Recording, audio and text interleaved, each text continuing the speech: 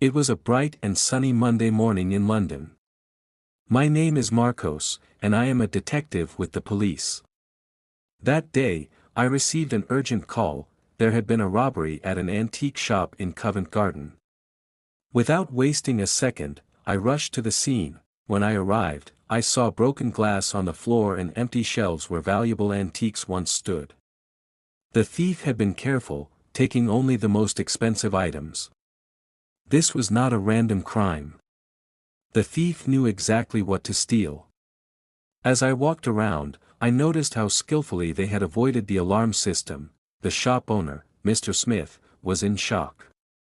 His voice trembled as he kept repeating, "How could this happen? Who would do this?" His eyes were filled with worry. I tried to calm him down and asked if he had noticed anything unusual. He shook his head and said everything had seemed normal until he opened the shop that morning.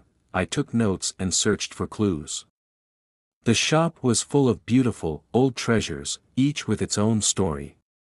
But now, many of those stories were gone. I had to find the person responsible. I asked Mr. Smith if he had seen any suspicious customers lately, but he couldn't recall anyone unusual. We checked the security footage. The grainy black and white video showed a shadowy figure dressed in dark clothes, moving swiftly through the shop.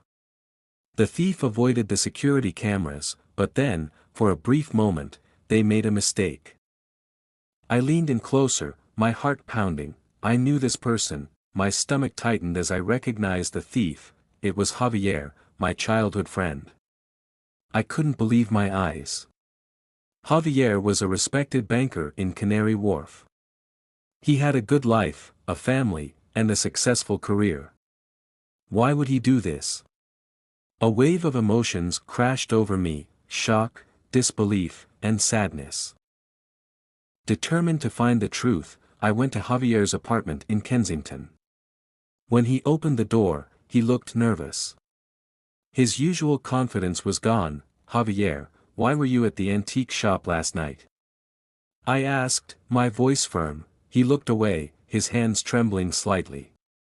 "Marcos, I don't know what you're talking about," he said weakly. "Don't lie to me." "I saw the security footage," I insisted. His face turned pale. He knew he was caught, but instead of explaining, he just whispered, "It's complicated." I left his apartment with more questions than answers. Something was very wrong. This wasn't the Javier I knew. He had always been a kind and honest person. Why would he risk everything for a robbery? I started investigating different possibilities. Was he living a double life? I checked nightclubs and bars in Shoreditch but found nothing suspicious. Was he struggling with an addiction? I visited rehabilitation centers in Camden, but there was no record of him. Could it be revenge? I spoke to people from his past, but everyone respected him. Nothing made sense. Determined to find the truth, I followed him. He spent time with his family, took his kids to the park, and went to work as usual. From the outside, his life seemed perfect. But then, I found something unusual. His bank records showed large sums of money being transferred to an unknown account. That was my first big clue. I visited his office in Canary Wharf. His colleagues spoke highly of him, and his secretary hadn't noticed anything strange. His professional life was as spotless as his personal one. But I knew something was hidden beneath the surface. One day, at the British Library, I discovered that Javier had been researching a phantom company in Souk. My suspicions deepened. I followed the lead to an old abandoned warehouse. It looked empty, but inside, I found papers scattered on the floor, contracts and letters, all signed by Javier. My heart pounded. The letters mentioned a criminal gang in Soho, known for blackmail and extortion. Could they have something on Javier? I dug deeper into their history. They were ruthless, threatening people and forcing them to commit crimes. I visited some of Javier's old colleagues at the Docklands. That's when I learned the truth. Javier had received anonymous threats. The gang was using his family as leverage. They had forced him to steal from the antique shop. Now, everything made sense. I arranged to meet Javier in a quiet cafe in Notting Hill. When he arrived, he looked exhausted, his eyes filled with fear. I placed the papers in front of him. "Javier, tell me the truth," I said gently. His shoulders sagged. "Marcos, I didn't want to drag you into this. But I had no choice." His voice broke. He explained how the gang had threatened his wife and children. They ordered him to steal or else his family would suffer. He had tried to handle it alone, but things had spiraled out of control. "Why didn't you come to me sooner?" I asked, feeling a mix of frustration and sympathy. "I was scared," he admitted. "They said they were always watching me. I didn't want to put you in danger too. I knew we had to act fast. The gang was dangerous. We needed to protect Javier's family and bring the criminals to justice.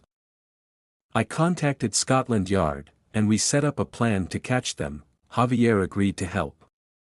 He would pretend to steal again, leading us straight to the gang. The night of the operation, my heart raced.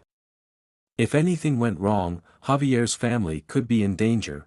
Javier arrived at the meeting point first. Soon, a black car pulled up. Two men stepped out and approached him. "Do you have the items?" one of them asked. Javier nodded, showing them a bag. That was our signal. "Police! Hands up!" I shouted. The gang members tried to escape, but we were ready. Within seconds, they were caught. We rescued Javier's family, who were terrified but safe. It was over. Back at the station, Javier told us everything. His testimony helped bring down the entire gang. Though he had been forced into the crime, he would still have to face justice. But I knew he wasn't a criminal, he was a desperate man trying to protect his family. As I watched him walk away, I felt a deep sadness. The case was solved, but it had come at a cost. Some scars would take time to heal.